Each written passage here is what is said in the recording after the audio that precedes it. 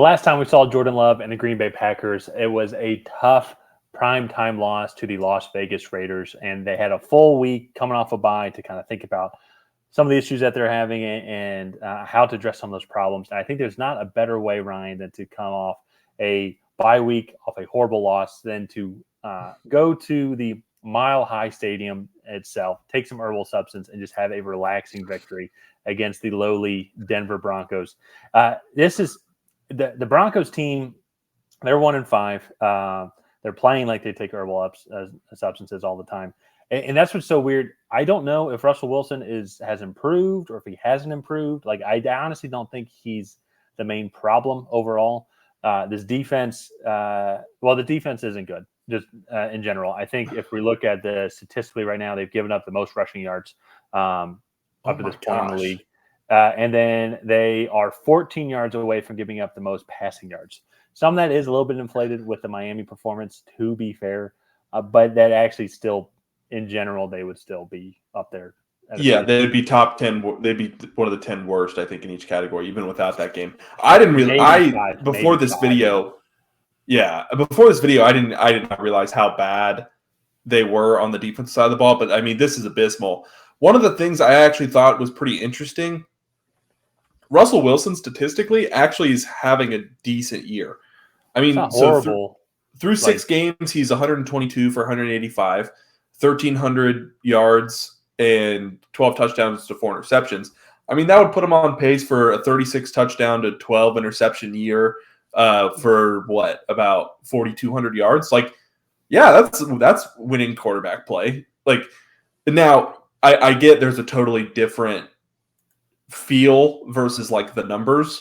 Yeah. And like maybe he's just hitting big plays and not really hitting a lot of like the routine stuff. But even then, like, I still think numbers wise, like, he's not putting them in a horrible position to lose. I think that's the thing when I just watch it, and this is like not, I mean, I would love to do a deeper analysis into this, just haven't done it yet. But when I watch the Broncos play, everything just looks like almost the go-to guy, like the main route, the first look. It's always the check down guy or the guy in the flat. Mm-hmm. And it just gets like 2 or 3 yards at a time. It looks very basic, looks very vanilla. And it does start to make me wonder and question as well. Then Russell Wilson's stats don't look horrible. And not even get into the leadership or like the locker room stuff. I start looking at other guys as well as like, is Cortland Sutton getting any separation on his routes ever? Is Jerry Jeudy overhyped? Is he not really the guy? I look at Marvin Mims, and when I have seen him have the ball in his hands, he seems to be the most explosive guy on the field for them. But at the same time, I think he's on my dynasty team, and like he gets like 1 target a game, maybe. And it does not seem like they're utilizing him enough at all. And they're running the ball. They have about a little bit over 100 rushing yards per game. And I know Javonte Williams has been in and out of lineup, but Jaleel McLaughlin, I hope I'm pronouncing your name correctly. I apologize if I'm not. Seems to be doing fine.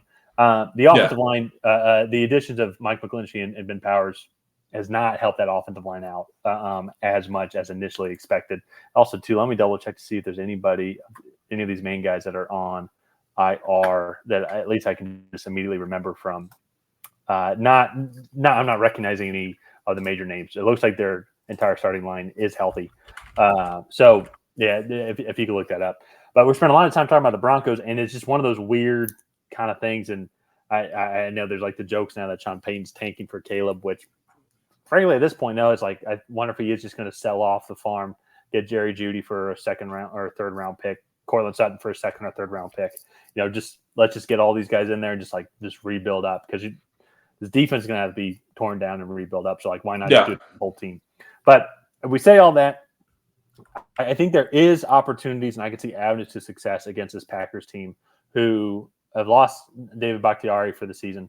And when this offensive line goes for this team, as we've seen, so does their offense. And that, I think, has been the main struggle as well. I think Jordan Love is going through some of the growing pains of a first full season as a starter. Also has a really young receiving room still as well. I think it's one thing to remember. I think Christian Watson's still dealing with a little bit of the hamstring stuff, still trying to get worked into like game shape, game speed. And I think all those combinations of factors has really slowed down this Green Bay Packers offense. Also, too, then to be fair as well, their first game, I think they came out so hot, and they have to remember they did play the Chicago Bears. It's like, oh, look how good this offense is, and it's like, yeah, it's the Bears defense, and so if we're being also their only other win is against the Saints when Derek Carr. I forget what he did. Sprained his shoulder. That game he got hurt. That Saints defense held them to 0 points, and then as soon as Jameis Winston came in, like halfway through the third quarter, that offense stopped, and then for some reason the Saints stopped playing defense, and they gave up 18 unanswered points as well. Yeah. They came out super slow against the Lions in Week 4. Just came out super slow for the entire game against the Las Vegas Raiders. They should have honestly won that game, just being honest, but then Max Crosby just dominated that offensive line. And so that's what got them now to this point at 2-3. And the one thing good for the Packers is I just don't see this Broncos defense providing much of a threat. I think having that week off, reviewing the offensive line assignments, and then essentially being able to test it out against this Broncos defensive front is, I think, a perfect way to kind of just like ease your way back into the season. And then if they win this game, they'll be 3-3. And in general, let's see if we can quickly look at their standings and just look at like their future. They play the Vikings after that. That's a winnable game. The Rams, that is a winnable game. There is still, it's tougher. It's tougher. It's definitely tougher than the Vikings. It's most definitely tougher than the Vikings and the Broncos combined. But then I don't want to say a relatively easier game, but then they do play the Steelers. TJ Watt's going to feast on this offensive line if they don't have stuff figured out by then. In general, though, I can see them winning. I could see them going 3-1 over those next couple of games. Yeah, realistically, I think so. To me, I think they're in a battle to try to stay just above 500. I think 9-8, 10-7 probably gets you a lock for the 6 or 7 seed in the NFC. Yeah. So they are going to have to win a couple games. Like they played the Buccaneers towards the end of the year. That's going to be a crucial one, I think. Well, if you look at their final 5 games of the season, this is why winning this game is crucial. And kind of keep going. Buccaneers, Panthers, Giants, Bucks, Panthers, Vikings, Bears. All those teams.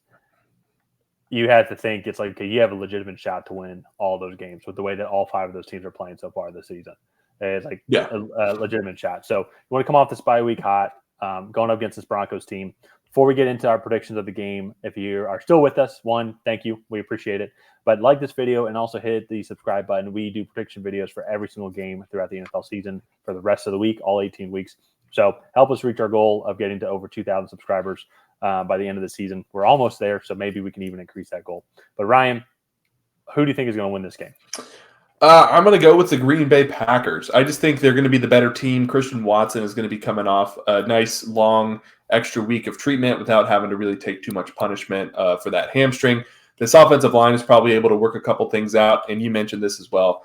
This Denver defense is atrocious, and I just think that they'll be the better team come Sunday.